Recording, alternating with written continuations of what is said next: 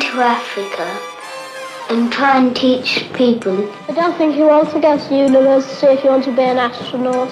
I'd like to find out all about the moon and all that.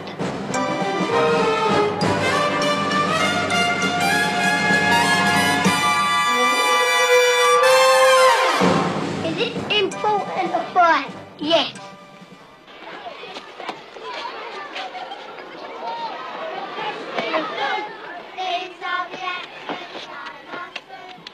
I want to be a jockey when I grow up. Yeah, I want to be a jockey when I grow up.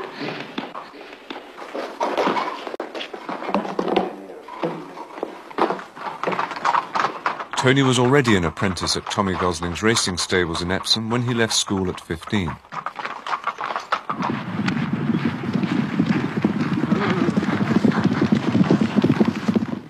This is a photo finish when I rode at Newbury. I'm the one with the white cap. I was beating a length and a half a third and had a photo finish.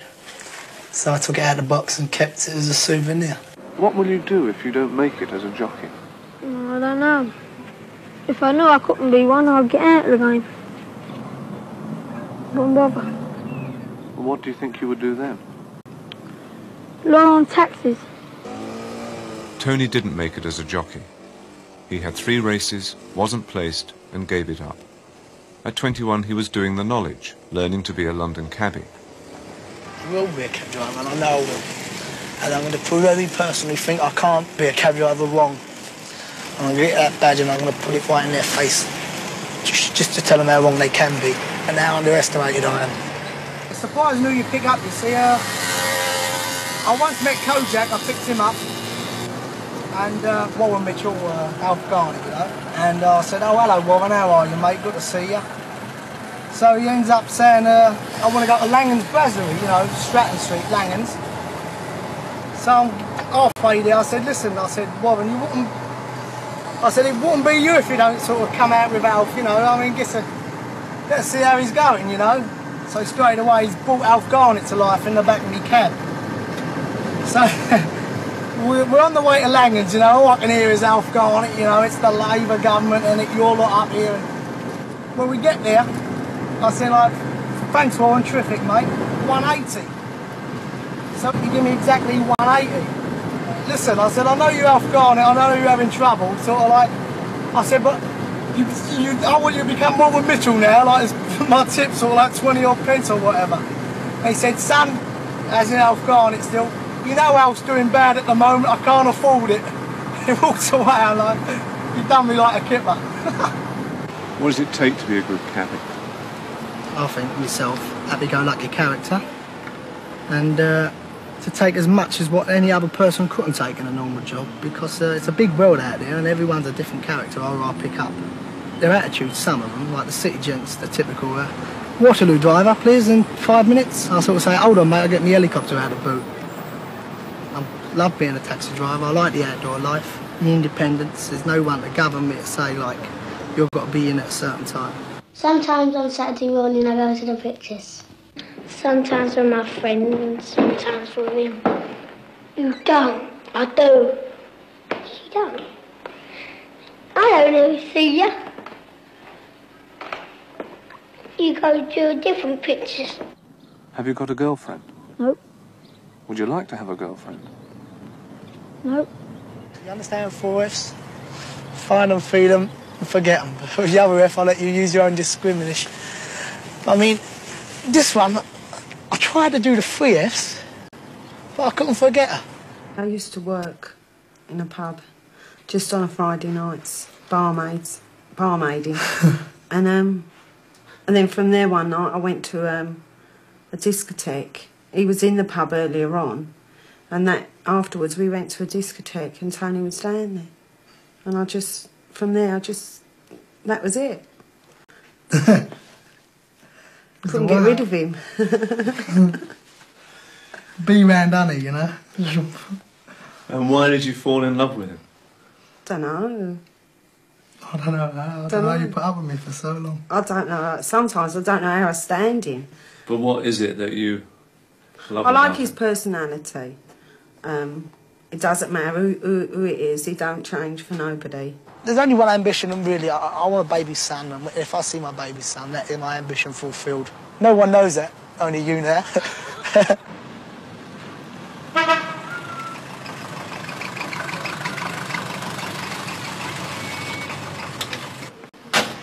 We've got 2 children. Nikki's 6.5, Jodie's 2.5, nearly 3, and I'm having another one in March.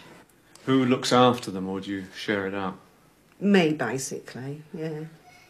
He does take them out quite a lot, but telling offs and smacks, it's all left to me. I have to do all that. He don't like smacking them. He don't like telling them off. Unless it's really, really... Anything serious. Serious, then he would. Yeah, see that baby one? So what advantages do you think you've had over some of the other people that we filmed? Well, academically, probably they've had more advantages over me, aren't they? The fact they've had prep schools at a very early age, you know, they've benefited by it, which, you know, it tells obviously in this film. But as far as, you know, the stability in the backgrounds with their parents, they've missed out on that. Tony, I don't like them near me.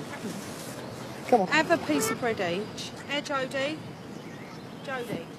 Being in the prep school, they're missing the love and the care what every East End always gets. You know, gives their children each time they come home from work. And the parents, you know, sometimes obviously not going to be there because they're away at prep school. They're missing the love and affection, you know, what they're craving for. When my kids are growing up, I want to see the change in them all the time. So I have my own memories of when I was a kid and how they were, you know, what they were like. Would everybody please sit round now, get on with their work. I don't want to see any backs to me. Shouldn't be anybody turning round. Tony, do you hear as well? Get on with your work in front. Tony, don't turn round again. Education is just a thing to say my son is higher than him or my son had a better background than him. I mean, I'm as good or even better than most of them people, especially on this programme. I mean, I'm one of the tail enders. You think, oh, the East End boy, you know, and he ain't got no good education. But all of a sudden, the East End boy's got a car, a motorbike, and he goes to Spain every year and whatever. And have I worked for it? No, I'm here putting bets on. You think, how does he do it? And there's a boy who is eating or whatever. He's studying to be a professor. He's making up the things. Where's the education? There's no education in this world. It's just one big rat race and you've got to kill your man next to you to get in front of him. Education, when I said there's no education, yes, there is an education. I made a great mistake in saying that. But I didn't mean to say there's no education as far as academically. Yes, there is. The area, the environment and education makes a person have more opportunities in this world. You know what I mean? That's obvious. Let's talk about the kids. Do you want for them what you had for yourself in terms of schooling and everything? You're talking about my childhood, 5 years old, upwards to 7, 8, 9. I had no money. My father had no money. My brother's closed for 10 years. His hand-me-downs are sort of going on my arms with holes in, you see. I've never had any opportunities to better myself because I was a kid. I never knew no better. And my mum and dad, you know, my dad's got ill health, you know, he couldn't work. I'm not making, you know, a violin story out of this. I mean, that's the way it was. And I'm more stronger. It happened that way. I mean, I'm a more stronger person. I appreciate things more now. And now I'm in a position, through my job, you know, to give my kids the life I never had, like lovely clothes. I go to holidays, you know, I go to Portugal, I go to Spain, hopefully America next year. I mean, I want everything I never had to go, you know, on my kids. To say that, you know, let them know the benefits of the nice life, what it's all about. The Prussians. Oh yes, oh yes, oh yes. They're nuts. Just have to touch them. Yeah, they can get what they want, can't they? If you've got to work for it, and it's them, can you just ask for money and get it? They can buy what they want. I've learned through driving a cab that people are individuals, whatever they are, upper class or, you know, middle class or, as in my case, you know, East Ender. But I'm only glad, you know, that I've found out the difference at an early age, so I can judge people on what they are rather than who they are. I'm not a politician, so let them worry about what's coming for the next day. All I understand is dogs' prices, girls, knowledge, road, streets, squares, and mum and dad and love. That's all I understand. That's all I want to understand. Why the world cooler than I? 4.550s, 40. At 21, he was earning a bit extra as a bookies runner at Hackney Wick. What do they call you here? I reckon a pest, something like that. I don't mean to make a nuisance of myself. I mean, it's for the other patrons of the place. I mean, they wouldn't want to see a little boy nipping between the feet, running, putting a bet on here for a face. You understand? They think, cool, what's he doing? Is he mad?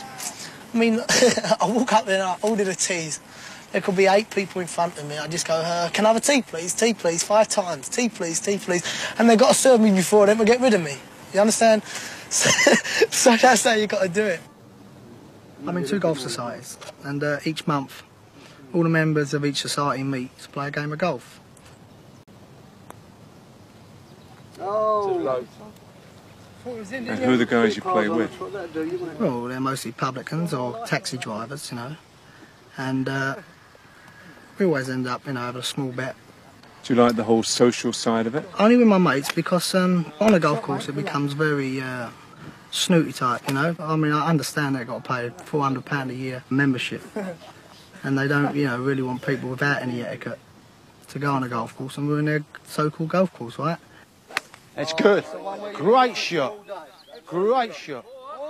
It does get a bit a pain sometimes, you know, when they keep saying, excuse me, sir, are you a member? You know, it comes out like that.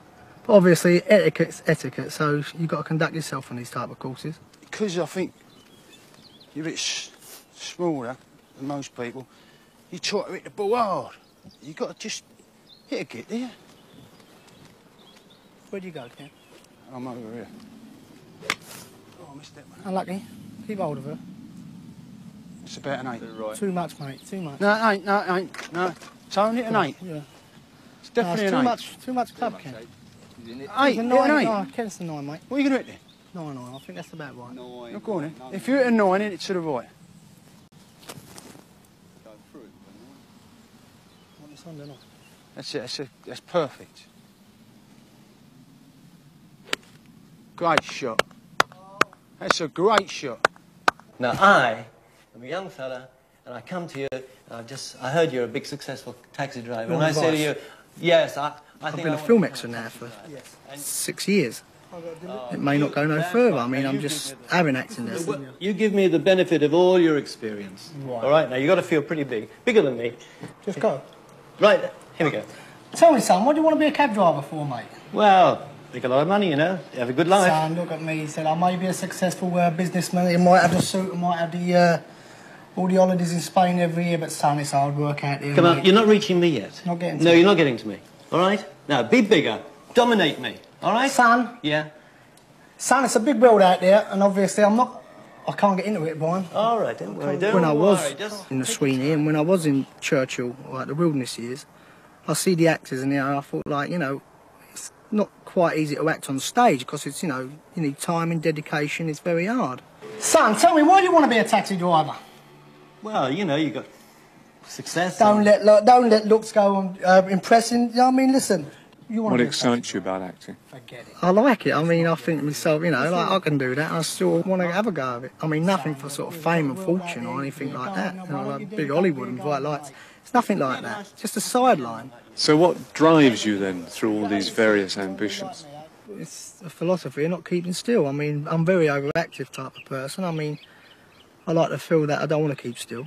It's life, you know, don't wait for nobody. So you've got to cram it in as much as you can before your days are numbered. I mean, I'm made to be a happy-go-lucky type of fella, which I am.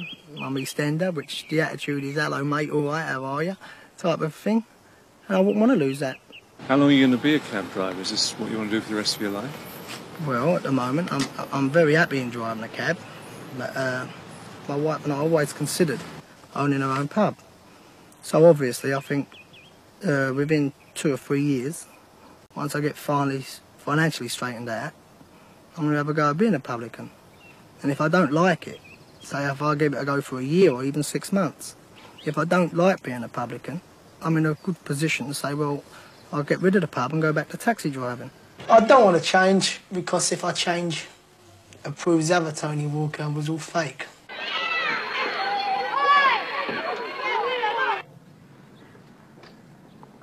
55 to 20, Boris. What are the best times for you? Well, two really. The best time was when the kid's first baby was born. The next one, obviously, Jodie. But my greatest fulfilment in life, when I rode at Kempton, in the same race as Lester Piggott, I was a naive, wet behind the ears apprentice. And the governor told me, you've got to ride, son. Friday, you've got to lose X amount of weight, which I did, £8 in 4 days. And he says, like, I go in there and they're all there, you know. I'm part of it. All my years, from 7, all my ambition is fulfilled in one moment. When the long fella come out and I'm in with him, like, in the same... The starters calling out to register the names. And you can sort of go like, Piggott, draw, 8. Walker, draw, sort of 10. And your idol, like, you're there and the big man's there, you know what I mean? Money in the whole world couldn't buy that proudest day of my life, which my ambition fulfilled to the highest level. And I eventually finished last, tailed off obviously, but it didn't make any difference to me. Just to be part of it, be with the man himself. Couldn't buy it. That was the proudest day of my whole life. Well, I'll go into Africa and try and teach people who are not civilised to be more or less good. No, I don't want to be a missionary because I just can't talk about it to people. You know, I'm interested in it myself, but I wouldn't be very good at it at all. Chris Awalabi. Yes, sir. Momin Ali. Yes, sir. Kaiser Mia. Yes, sir. Asker Ali. Yes, sir. Nazrul. Yes, sir. Sultan. Yes, sir. Abdul Kaya. I was working in an insurance company at the time, and I decided to go into teaching without any experience at all, and I didn't think they would allow somebody to walk in off the street into a classroom. 6 times 3 is 18. Shared by 2 is 9, plus 7 is 16, so you put a 16 there. They were crying out for maths teachers. They interviewed me, they phoned me up the next day and said, would I like the job? I said yes. Within 5 weeks, I was in a classroom. They took one look at me and thought it was Christmas, I think. Okay, so once you're done, all right. What's the most enjoyable thing about teaching? Just being a part of a pupil's advancement and learning and watching them understand more and being more confident, them getting some enjoyment and satisfaction from mathematics. After working in the city for 3 years, Bruce started teaching at Tony's old school in the East End of London. He lives in a local council flat, within walking distance of the school. Walden, let's have the present tense of Vesta. Vesto, vestas, vest. Vestat, vestamus, vestotus, vestant. Yeah, speak up. They don't sort of enforce being upper class and things like that at St Paul's. You know, they suggest that you don't have long hair, and they do get it cut and they teach you to be reasonably well mannered, but not to sniff on the poorer people. When we filmed him at 21, Bruce was in his last year at Oxford reading maths. And by Eisenstein, you can show that this is irreducible. Then you do a transformation on this polynomial x equal to t plus 2. Good, that's a nice way of doing it, particularly using Eisenstein down here. His test is very powerful. Yes. 20, 21, 22, 23, 24. And to here, 25. Right, so if you think it costs you 25, now you're not going to... It's so different from your own education where you're teaching now. Why? General education is better for society, I think. Public schools are divisive. That's with no statement about my education. My education was academically excellent, and I was very grateful for it. Do you understand the game? I think there is a class society, and I think public schools may help its continuance. So you're in the lead, you see, because DSE cabs has got a profit of £2 and good B cabs has got no profit at all. Okay? Now can you explain that just to Abdul, because I want him to understand what it is. I don't know whether I said, right, I must do something which is against what I've been brought up to do or whatever. I don't know, I've just found something I find rewarding. I didn't agree with the Conservatives about what they were doing with the black people, you know, racial policy. Do you have to defend immigration to a lot of people in this area? Yes, I think you do, but those who say there are too many coming in and so on, I think really are uneducated about the whole question. They should see the positive benefits that they're having in this country and see that as a result of all of this immigration, they're not being denied opportunities. It's not the fault of immigrants that there is unemployment. It's part of a political party's responsibility is to explain that and show people what is a more truthful way of representing the situation. None of the parties really seem to agree with me. But I think if I had voted, I'd have voted Labour. I am about the only socialist in my village. And I go into the pub and sort of expect to stand up and defend all socialist policies. Sort of, this is the village socialist, no, village idiot, sorry. I just see their lack of opportunities for a lot of people. Obviously unemployment is a great feature in many people's lives, in many families' lives. And teaching children, sometimes you wonder what's going to happen to them. It seems to me that the leader of the country at the moment should be one of the most unpopular persons in the country. And yet she gets away with everything. She, as far as I can see, has done lots of damage. And yet nobody can oppose her. My heart's desire is to see my daddy, who's 6,000 miles away. I mean, I can remember being happy there. I can remember also being miserable because I can remember crying. Squad steady! You know, I always seem to be beaten. I never used to understand why. Did it give you an overdeveloped sense of authority? If you look at society in general, I've always probably been on the side of authority, and you know, it's been an education, learning that authority can be bad and can be corrupt. Squad left foot inward, place! Squad breathing! Well, my girlfriend is in Africa, and I don't think I'll have another chance of seeing her again. Have you got any girlfriend? No, not yet. I'm sure it will come, but not yet. I think I would very much like to become involved in a family, my own family for a start. That's a need that I feel I ought to fulfil and would like to fulfil and would do it well. I mean, I do think a lot of people think too much about it. What happened when you burnt your finger?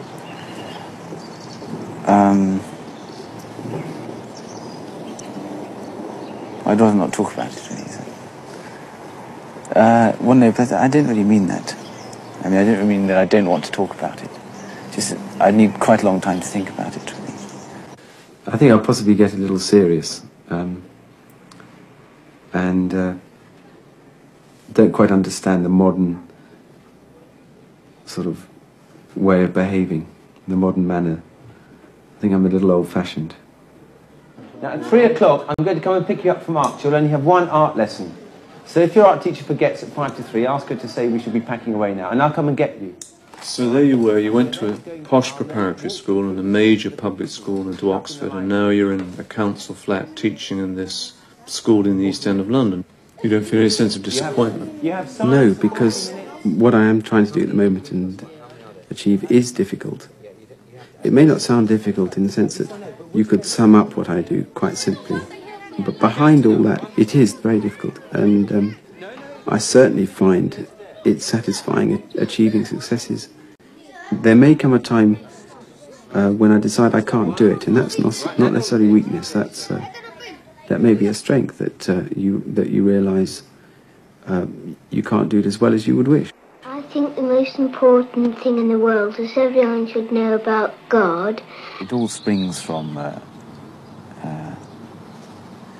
loving God and Christ, I suppose. that you try and do that as best as possible and let that lead your actions in life. Does it sadden you when you meet people who don't believe in Not Christianity? Yes, if they dismiss it casually, if they dismiss it as just being something, well, we know about that. We got a little bit of that at school, and it doesn't really mean very much. Then it does sadden me because it's much, much more than that. What is it about it that's important to you?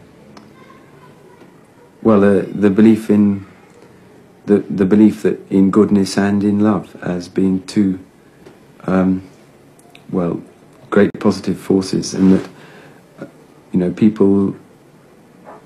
Well, just a simple belief like a good act is never wasted.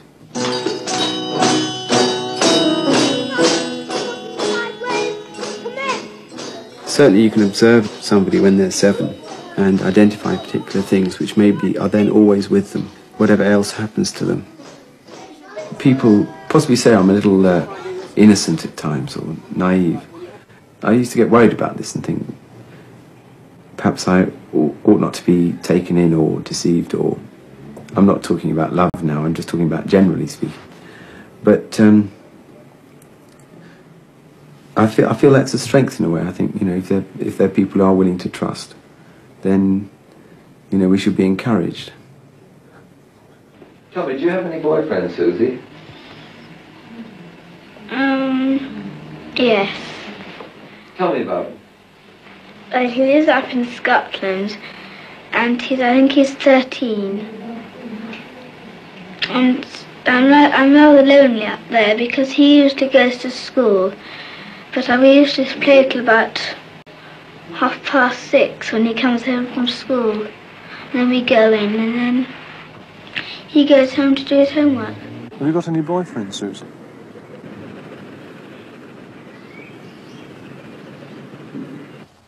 What is your attitude towards marriage for yourself?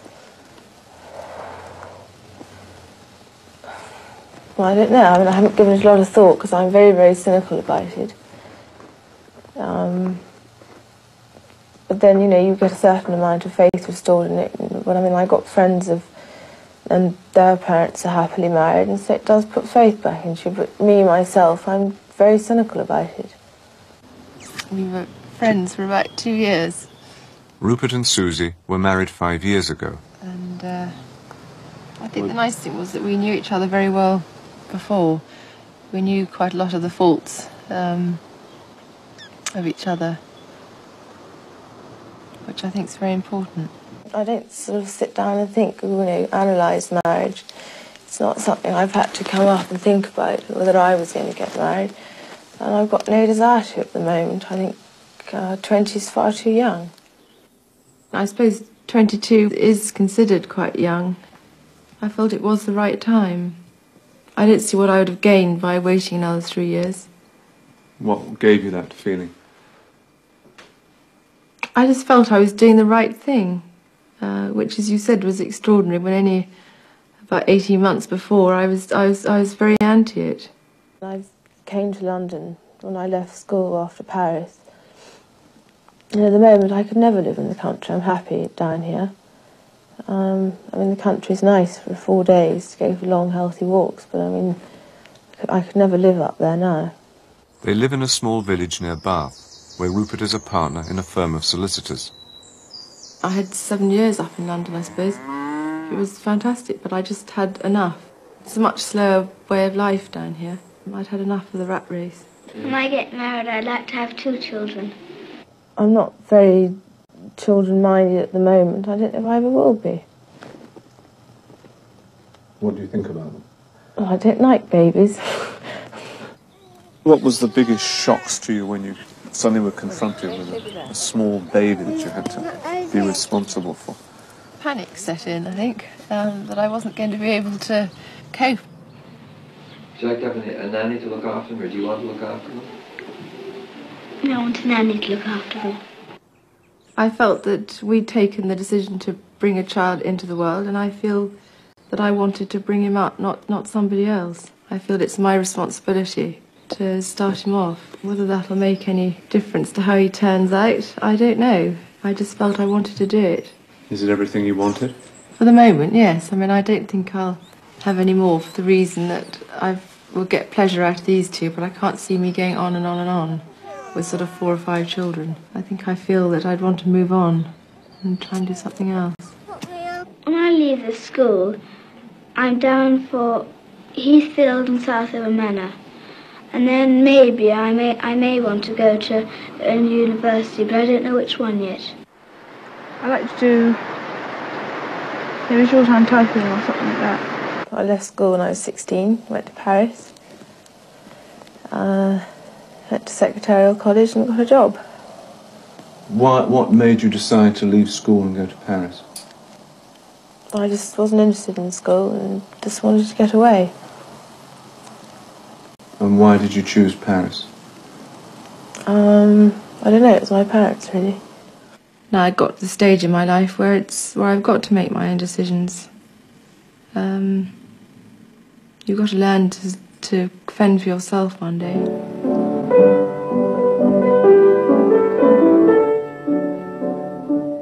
I went to prep school boarding when I was 9. Rupert went at 8, and both of us hated it. I hated my prep school. I just feel it's too young to send a child off, and we both feel we'd never send Thomas and Oliver off. Probably maybe till they're 13. I think 8's much too young. So we will definitely keep them at home. Do you still want to send them in the private sector to school? I think we will, yes. But as I said, not till they're 13. Why did you choose the private sector as opposed to the state?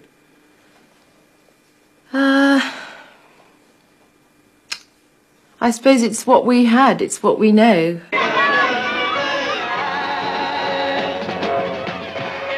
I think both of us probably were very sheltered. It's only having been abroad that you can appreciate more, that people are very different, cultures are different. But I think as I was growing up, I think probably I was far too sheltered. What do you think about making this programme? I just think it's just ridiculous. I don't see any point in doing it. I've been very lucky up to a certain point, but everyone has their bad times. And I'm only just beginning. I mean, I'm only young, and I'll probably have a lot worse than I've been through now. I mean, when you're a child, you always think how nice it would be to be grown up and independent and things. I mean, there are times when I wish I was sort of 3 again. It just seems a miracle to me. When I last saw you at 21, you were nervous, you were chain-smoking, you were uptight, and now you seem happy. What's happened to you over these last 7 years? I suppose Rupert. I'll give you some credit. I'm now chain-smoking. No, I didn't know where I was going at 21. I mean, I suppose I thought I was reasonably happy at 21, but I had no kind of direction, no.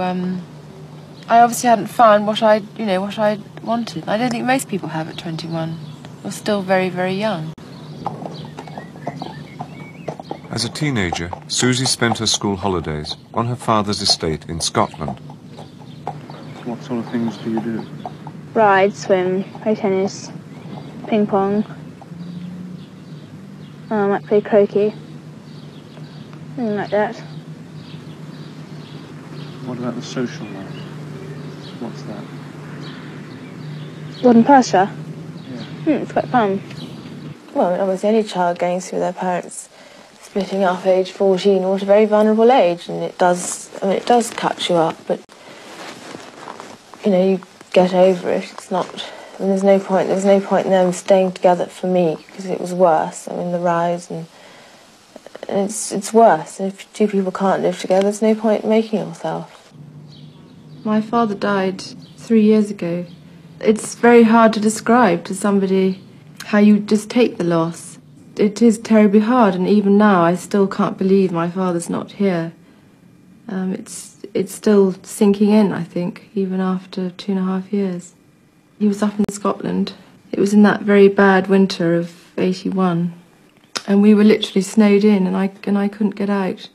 And it was 3 weeks before Thomas was born, and I wasn't allowed to fly, no airline would take me, and the trains were blocked with the snow, and so I couldn't get there. And I still feel guilty that I didn't try and get myself out of here to go, but you know, when you're told you could endanger a baby's life, you have to rather sit still. The death of one of your close family is probably something you don't ever get over, and it's a different kind of problem than anything else. And it is hard to come to terms with. And it was really last year that it sunk in that he really wasn't around anymore. What do you want most out of life? To be happy and get on with life. I mean, I don't want to just sit back and let it always pass. I mean, you don't know how long you've got your life for. I mean, you know, you could be run over by a bus tomorrow, so you've got to make the most of it while you've got it. Do you have any fears for the future, for yourself? No, not so much for myself at all. I feel if I was going to have fallen by the wayside, I'd have done it by now. I think probably I'm too staid now to do that. But maybe I'm wrong. When I grow up, I'd like to find out all about the moon and all that. At 7, Nick, a farmer's son, was at a one-room village school in the Dales. And I said I was interested in physics and chemistry. Well, I'm not going to do that here. At 14, he was going to a Yorkshire boarding school, and at 21 was reading physics at Oxford. We'll give it a whirl. So what career are you going to pursue? It depends whether I'll be good enough to do what I want to really do. I would like, if I can, to do research.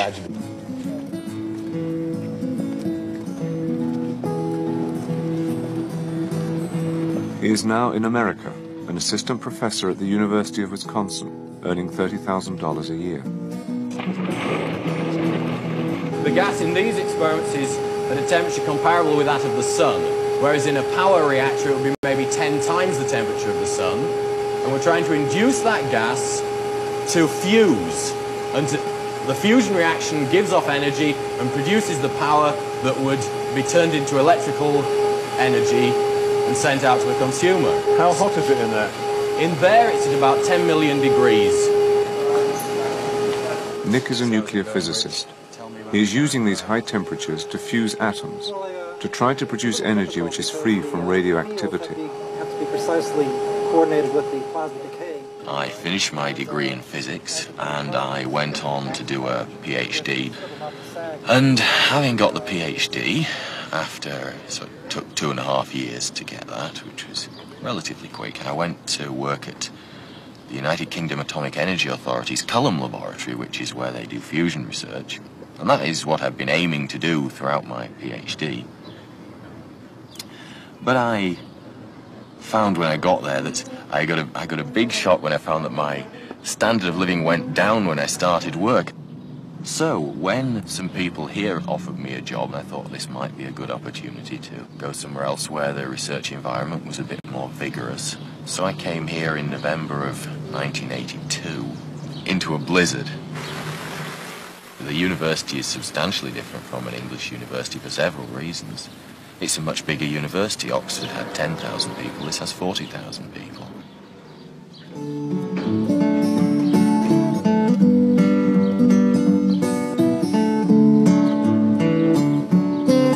I guess the mixture of people who come here are different. A far bigger fraction of the population go to university here. Oxford is full of people who really are trying to prove something, I suppose, or be something. A lot of people with social or intellectual pretensions. You're less aware of that sort of thing here. On the other hand, the American system is much more like the comprehensive system in England would set out to try and be. It takes many more people and gets a huge section of the population to a level where they're really technically very competent and can go out and make Silicon Valley work. Do you have a girlfriend? I don't want to answer that. I don't answer those kind of questions. I thought that one would come up because when I was doing the other one, somebody said, "What do you think about girls?" And I said, "I don't answer questions like that. Is that the reason you're asking it?" Yeah, I thought so. The best answer would be to say that I don't answer questions like that, but I mean, it was what I said when I was 7, and it's still the most sensible, but I mean, what about them? Nick was only 17 when I first met him, and I knew he was a nice person. I find him very attractive, and he uses his intelligence in his relationship with me, which is very important. A lot of people can be very bright. Nick and Jackie met when they were students at Oxford. Jackie is doing a postgraduate course in business studies. And Nick does. What about you, Nick? Why did you marry Jackie? Because I find her attractive, she's bright and independent, and... I mean, if you'd been somebody who had fixed ideas of a woman's role in marriage that meant dinner on the table at 6 every evening... didn't I tell you about that? I think we would have had problems, or if one of us had not wanted children.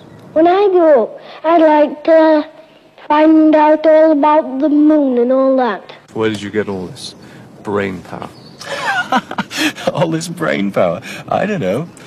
Did it just happen? All this brain power? That's a hard one to answer, because first I have to accept that I've got all this brain power. And that's not the sort of thing I tend to go around saying.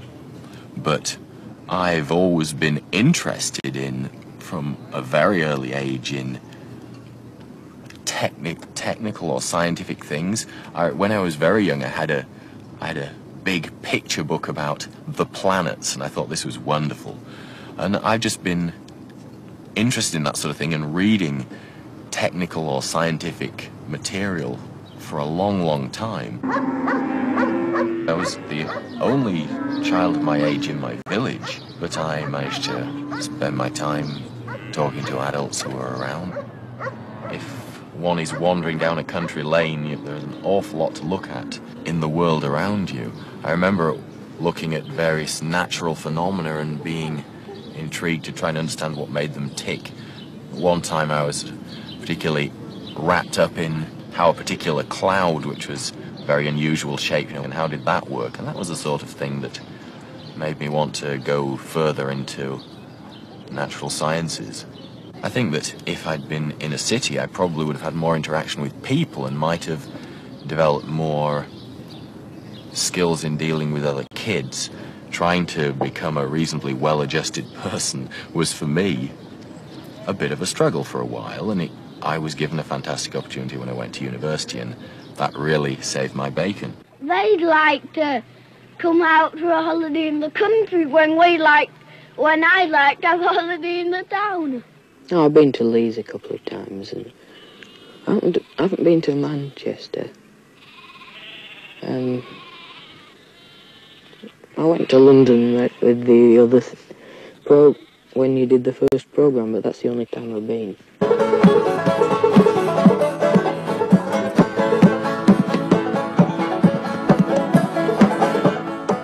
What attracts you about America? It's an exciting place to be. There's a lot going on in terms of research and other things, but I really came here to do research, but there are more opportunities and just a general feeling of more going on than I had previously. The place is less hidebound, it's less bureaucratically tied down, so it's much easier to go out and get things done than in England. Do you get lonely here? You just tend to get stuck into your everyday routine and you don't think about it. But when you call home, then you realise how far away you are. And now it seems acute because both our families are getting older. Even if you think in terms of seeing them once every 2 years, That's not so many you're thinking times, only is about it? 10 times. And that's awful. When you think in those terms, you realise you really are in exile. Does this put a pressure on your relationship? No, I think it binds us together because we just have one another over here. In 21, some of the people were saying that they felt it was immoral to emigrate, immoral to leave. Do you have any feelings about that, since you're the one who's left?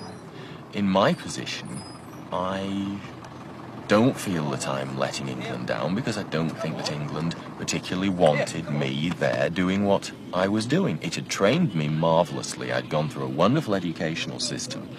Particularly Oxford was a fantastic experience socially. Again, it was a great place to try and develop emotionally.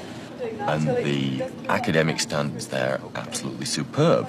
Having trained in a very academic fashion there, and I then went out to try and do something with all that training and found that society just wasn't terribly interested in what I was trying to do. So how can I feel that I'm betraying a country when it doesn't want me to do what it's trained me to do?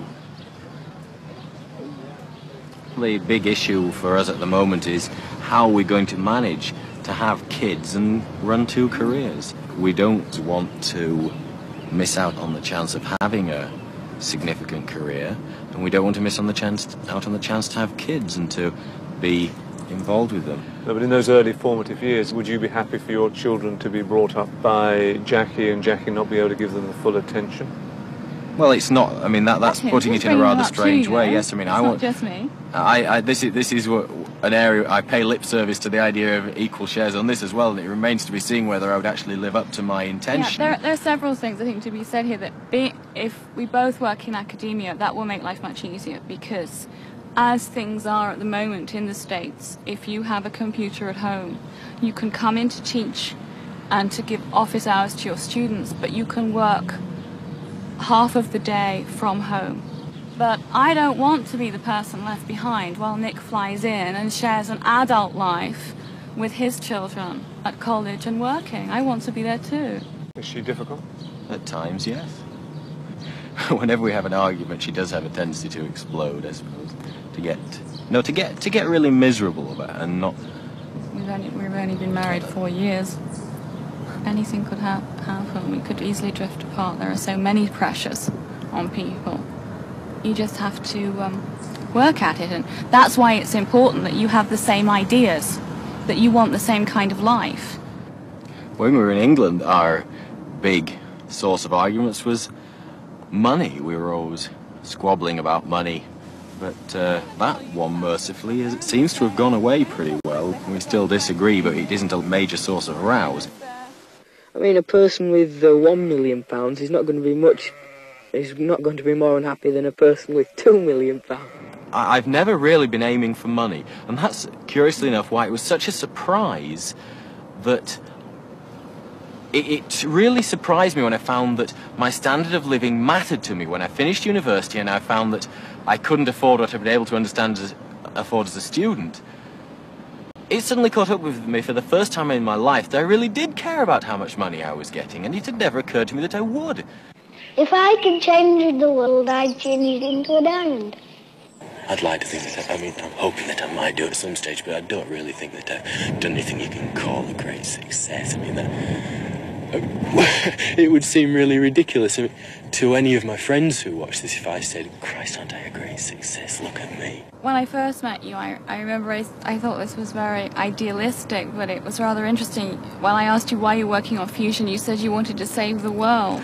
I think that's a bit embarrassing now, but I don't think you'd feel the same way about something that you didn't feel mattered. That's right, I picked it because I thought it really was something that could be useful to people. Hopefully, eventually.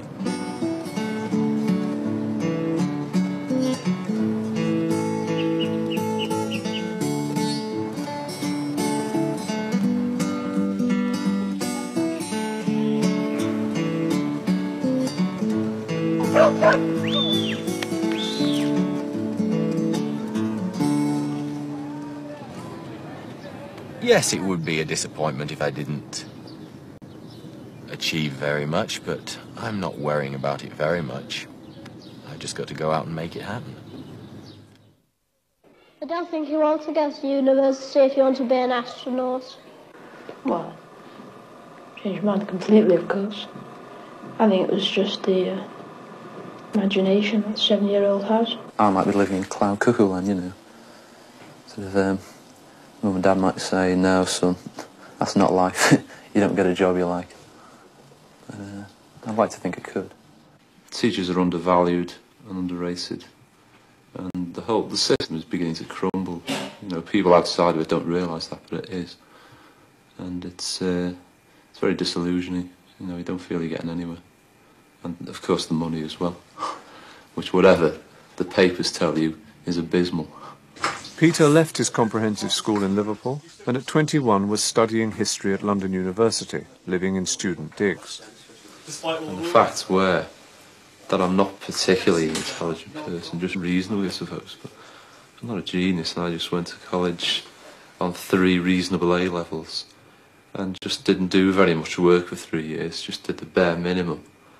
Turned up to lectures, wrote a few essays, and you get a degree for it, and it's a joke, really. Once Carolyn Tedford said she loved me. And I'm going to marry her when I grow up. Doesn't appeal to me at all at the moment. For me, what, I'm just gone 20. I haven't even been abroad yet in my life. So there's no way I'm going to get settled down. What was it about Peter that you fell in love with? Who said anything about love? I don't know. We have a very much the same attitude, much the same general attitude to life, even though we're very different in personality and in the things we like to do. What is it about his personality that attracted you? Well, nothing really. Not a great deal. Peter and Rachel have been married 4 years and met at Teacher Training College. They have just bought their first home, a terraced house in the centre of Leicester. They both have careers. Peter teaches in a comprehensive school, Rachel in a college of further education. There are 2 risks, either for one of us to follow the other around and therefore perhaps become frustrated and dissatisfied that you didn't initially follow your own line or your own individual wants. Or there's the risk that you take that you perhaps do have to part sometimes for jobs or whatever, or for what you particularly want to do. I think the latter risk is much more worth taking. So you would be prepared to part? Yeah, I mean, obviously there is an element of compromise, otherwise why get married? And do you have any plans for children? Not at the moment, no. I haven't really thought about it seriously. Why is that? Well, I suppose because we both got, you know, other things we'd still prefer to be doing. You know, you have children, you know, that immediately limits you. You don't want to be limited yet. If you choose to have a family, then you also have a responsibility to children. So, you know, it's a very difficult decision. And although I think most liberated men would say that they too are involved in that decision, I think ultimately the responsibility still comes down on the woman's head. Is Peter liberated? Well, I think a lot of men such as Peter like to think they're liberated, and I'm not in any way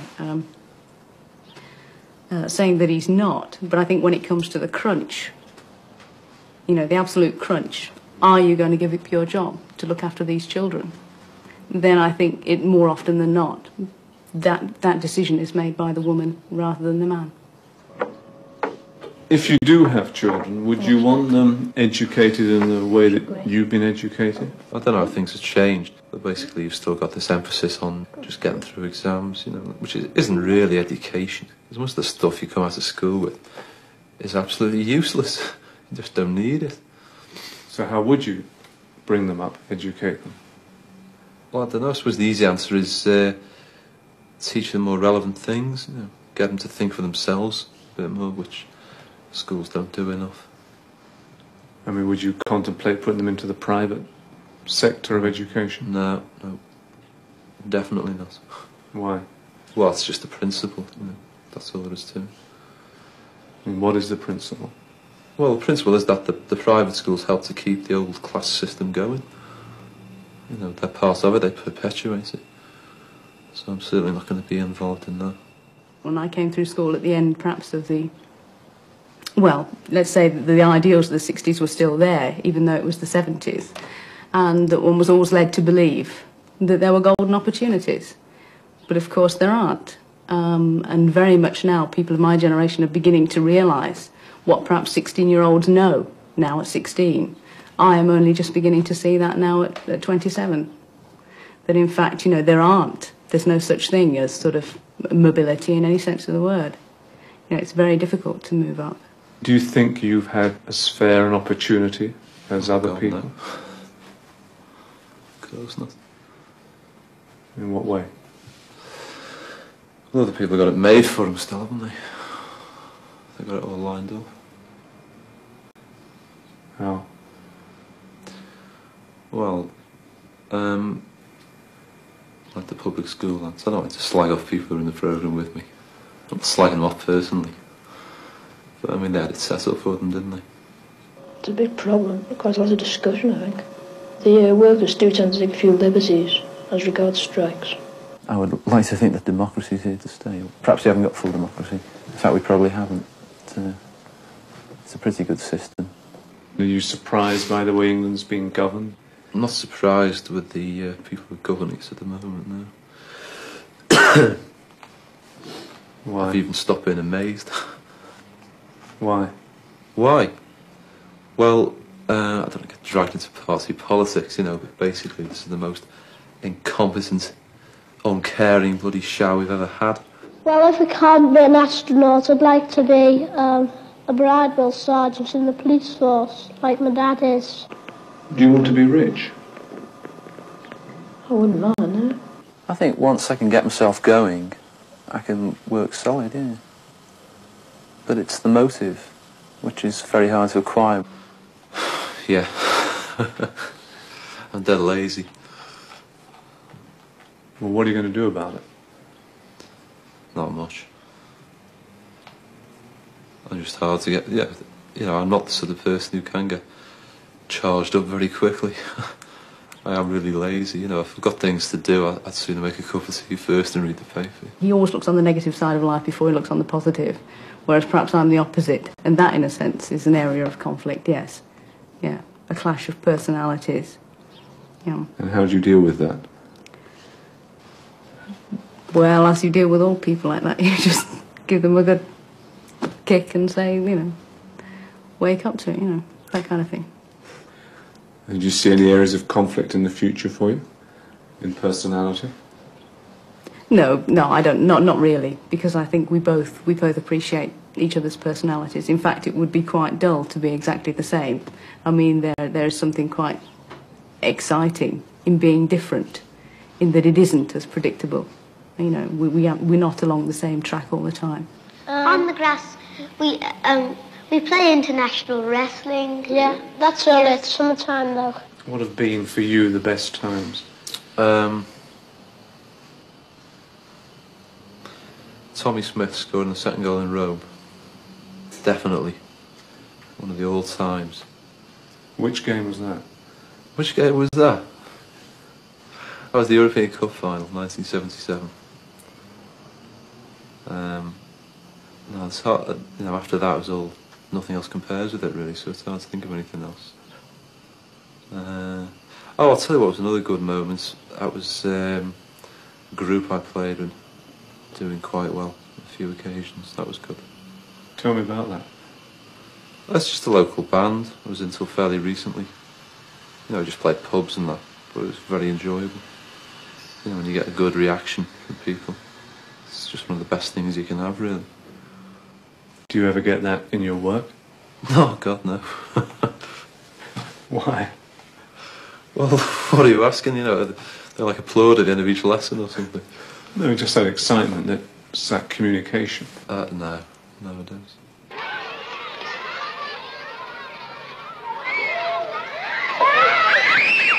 Do you think people change much, or do you think we saw you, the man, the 7-year-old boy?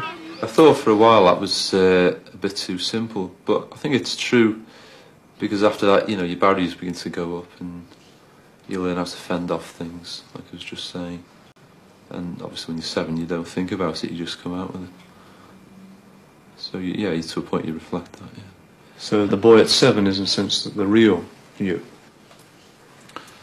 Yeah, I suppose, yeah, sort of the essential Peter Davis.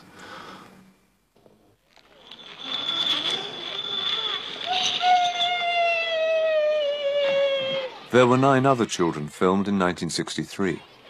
What of them? If we did all love Jeffrey and we all want to marry him, I think I know the one that he likes best, and that's her. No, I wasn't talking today, and Brown sent me out for nothing. I feel like bundling when there's already a fight. If I can't be an astronaut, I think I'll be a coach driver. I read the Financial Times. What's happened to these children? Where are they and what are they doing? We'll see tomorrow night.